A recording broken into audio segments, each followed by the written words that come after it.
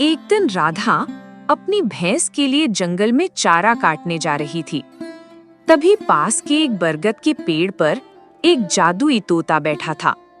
उसने राधा को देखकर कहा, वाह, ये औरत कितनी मेहनती है।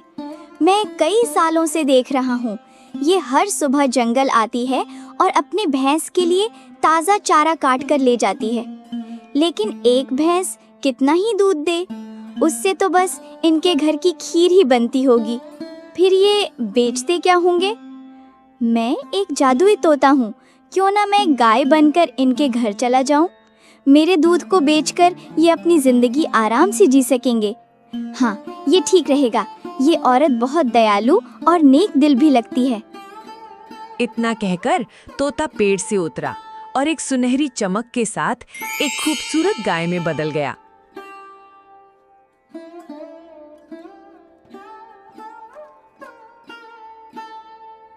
फिर वो राधा के पास गया और बोला, हे दयालु औरत, इस जंगल में मेरा कोई नहीं है। मैं अकेली हूँ। क्या तुम मुझे अपने घर ले चलोगी? मैं तुम्हें बदले में ढेर सारा दूध दूंगी। राधा ने गाय की बात सुनकर आश्चर्य से कहा, ये क्या? मैं कोई सपना तो नहीं देख रही। ये गाय तो बोल रही है। पहले तुम बताओ, तुम बोल कैसे रही हो?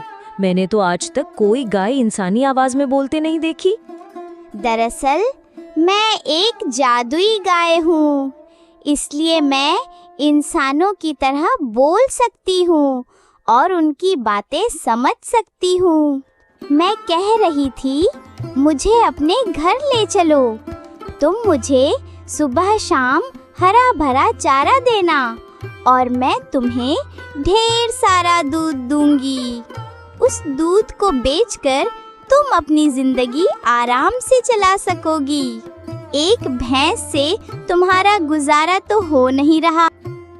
राधा ये सुनकर बहुत खुश हुई और बोली, अरे जादुई गाय, तुम सच कह रही हो। अगर ऐसा हुआ तो हमारी सारी मुश्किलें खत्म हो जाएंगी। ठीक है, तुम मेरे साथ चलो। राधा गाय को लेकर घर की ओर चल पड़ी।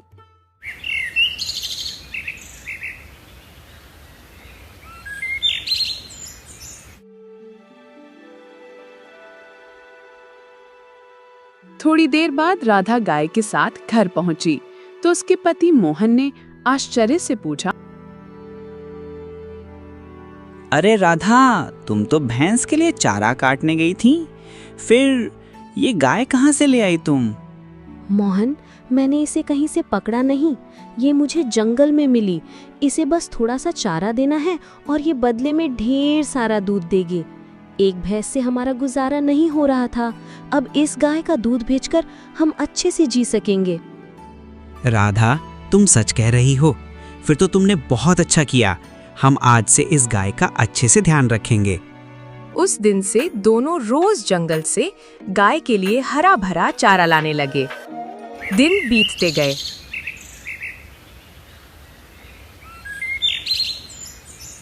कुछ समय बाद मोहन गांव के मुखिया के पास रोज दूध देने जाने लगा। एक दिन उसका पड़ोसी किशन ये सब देखकर सोचने लगा, अरे, इसके पास तो एक ही भैंस थी, फिर ये रोज बाल्टी भरकर दूध कहाँ से ला रहा है? एक भैंस इतना दूध कैसी दे सकती है? जरूर कोई रहस्य है, मुझे जल्दी पता लगाना होगा। किशन अपनी पत्नी सरला को ये बात बताने घर गया। घर पहुंचकर बोला, सरला, तुम तो जानती हो कि मोहन के पास सिर्फ एक भैंस थी, फिर वह कहाँ से रोज बाल्टी भर भर के दूध बेच रहा है? हमें जल्दी पता लगाना होगा, वरना वो हमसे भी अमीर हो जाएगा। ये जी, अगर ऐसा है तो जाइए और जल्दी पता लगाइए। मैं ऐसा होता नहीं देख सकती। हाँ ठीक है, मैं अभी जा रहा हूँ। वह मोहन के घर पहुंचा और चुपके से सब देखने लगा।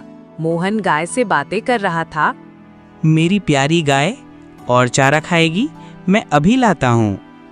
नहीं मोहन, आज तुमने मुझे बहुत चारा खिला दिया। अब मैं और नहीं खा सकती। किशन गाय को बोलते हुए देखकर हैरान रह गया। अरे, यह गाय तो बोल रही है। यह कैसे हो सकता है? गाय भी इंसानों की तरह बोलती है। मोहन, आज मैं तुम्हें ढेर सारा दूध दूंगी। जितना दूध चाहिए उतनी बाल्टियां रख दो। कल सुबह वो सारी बाल्टियां दूध से भरी होंगी। नहीं गायत्री, तुम पहले जितना दूध देती थी उतना ही दो। ज्यादा लालच अच्छा नहीं, हमारा गुजारा अच्छे से हो रहा है। वैसे तुम्हें मेरे घर अच्छा लग रहा है ना? तुम्हें चारा देने में तुम्हें परेशान नहीं हूँ। हाँ मोहन, मैं बहुत खुश हूँ। हमारे दूध से तुम्हें फायदा हो रहा है ना?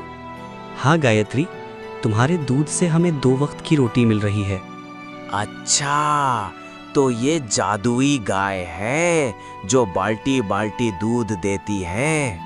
मुझे जल्दी कुछ करना होगा। हाँ, कल जब मोहन गाय को जंगल ले जाएगा, मैं उसे मार दूंगा। फिर देखता हूँ ये दूध कहाँ से लाता है। मोहन, एक जरूरी बात सुनो। अगर मुझे कुछ हो जाए या कोई मुझे मार दे तो तुम चिंता मत करना। जिस पेड़ के नीचे मैं राधा को मिली थी उसकी पत्तियां मेरे सिर पर रख देना। मैं फिर से जीवित हो जाऊंगी। गायत्री, ऐसी बातें क्यों करती हो? मेरा किसी से झगड़ा नहीं। कोई तुम्हें क्यों मारेगा? चलो मैं तुम्हें जंगल ले चलता हूँ। राधा, मैं गायत्री को जंगल ले जा रहा हूँ।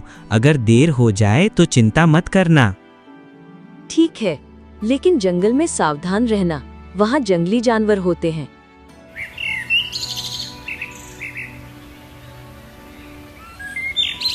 मोहन गाय को लेकर जंगल गया। वहाँ गायत्री हरा भरा चारा खाने लगी। तभी मोहन ने सोचा, आज बहुत गर्मी है, एक काम करता हूँ, मैं उस पेड़ के नीचे थोड़ा आराम कर लेता हूँ। वो पेड़ के नीचे जमीन पर बैठ गया। इधर किशन झाड़ियों में छिपा था। उसने सोचा, इस गाय को मारना ही पड़ेगा, ये मेरे रास्ते का कांटा है। तभी गायत्री जोर जोर से चिल्लाने लगी। मोहन नींद से जागा और बोला, अरे गायत्री को क्या हुआ? मुझे देखना चाहिए।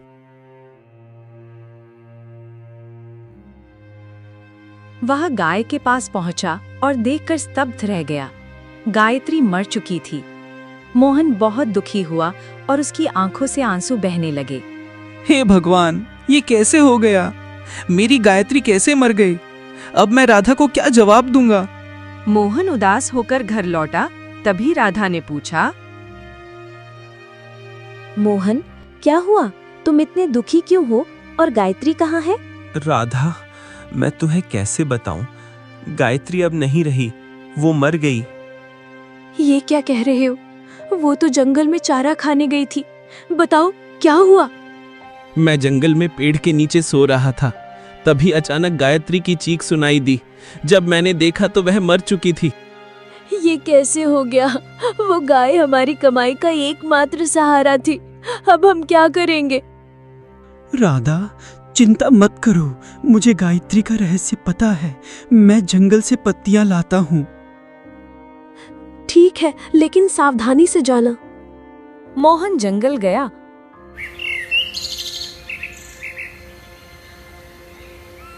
और उस पेड़ की पत्तियां तोड़कर गाय के पास पहुंचा।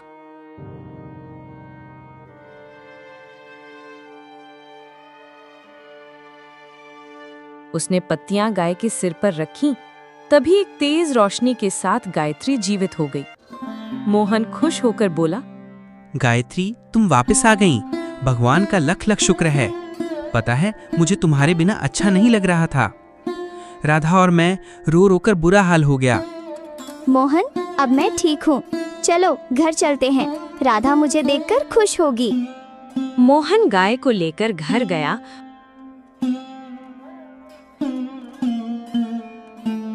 और राधा को सब कुछ बताया। राधा खुशी होकर बोली, गायत्री, पता है तुम्हारे बिना हम परेशान हो गए थे। राधा, अब चिंता मत करो, मैं फिर से लौट आई ना। मुझे अब प्यार से सुरभि कहकर बुलाना। मोहन, घर में खाने को कुछ नहीं है, अब क्या करें? मोहन, बाल्टी लाओ, मैं तुम्हें ढेर सारा दूध दूंगी।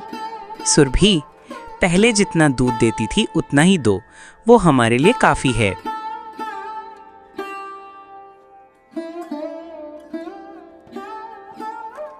मोहन बाल्टी लाया। एक जादुई रोशनी के साथ बाल्टी दूध से भर गई।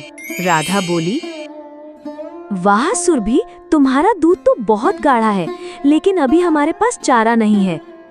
कोई बात नहीं, हमारे पास अमरूद का पेड़ है, उसकी पत्तियां लाओ, वही खा लूंगी। तभी किशन पीछे से आया और ये सब देखकर हैरान हो गया।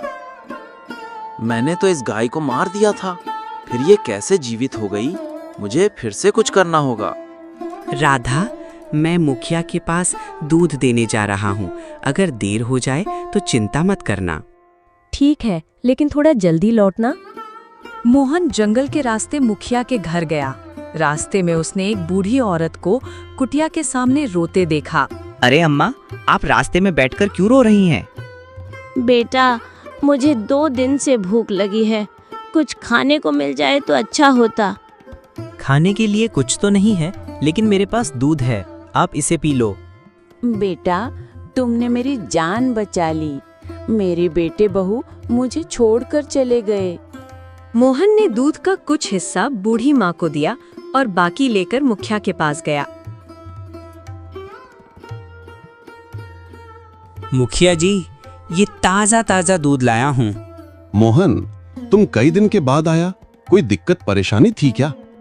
हाँ मुखिया जी, मेरी गाय बीमार थी, लेकिन अब सब ठीक हो गया है। वह दूध देकर घर लौटा। कुछ दिन बीत गए।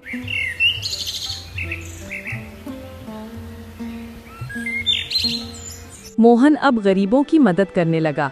किशन को यह देखकर बहुत जलन होने लगी। ये मोहन तो दूध बेचकर अमीर बनते जा रहा है। मुझे उसकी गाय को फिर से मारनी होगी। गांव में सुरभि के जादुई होने की बात फैल गई। मुखिया को भी पता चला। वो मोहन के घर गया और बोला, मोहन, मैंने सुना है तुम्हारी गाय बहुत खास है, क्या मैं उसे एक बार देख सकता हूँ? हाँ मुखिया जी, क्यों नहीं, आइए दिखा देता हूँ।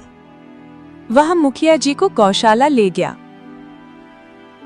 मोहन, मुझे यकीन नहीं आ रहा है, क्या ये गाय मेरे सामने दूध दे सकती है? हाँ, क्यों नहीं, देखिए। उसने एक बाल्टी रखी और बोला, सुरभि, मुखिया जी को अपनी शक्ति दिखाओ। एक सुनहरी रोशनी के साथ बाल्टी दूध से भर गई। मुखिया लालच में आ गया और बोला, मोहन, ये गाय मुझे दे दो, मैं तुम्हें बहुत सारा धन दूंगा। नहीं मुखिया जी, यह गाय मैं नहीं बेच सकता। मुखिया ने गाय को छूने की कोशिश की, लेकिन उसके हाथ जलने लगे। मोहन, ये मुखिया गरीबों को लूटता है, आज मैं इसे सबक सिखाऊंगी। मुझे माफ कर दो, मैं ये गाय नहीं लूंगा। मुखिया जी, आपने गरीबों की जमीन छीनी है, उन्हें वापस कर दीजिए और माफी मांगिए। मुखिया को अपनी गलती का एहसास हुआ। उसने सबकी जमीन लौटाई और गरीबों की मदद शुरू की। मोहन, अब मेरा काम यहाँ पूरा हुआ। तुम अब खुशहाल हो। मैं किसी और गरीब की मदद करने जाऊंगी। सुरभि, तुमने हमारी जिंदगी बदल दी। ये एहसान जिंदगी भर नहीं भूलूंगी।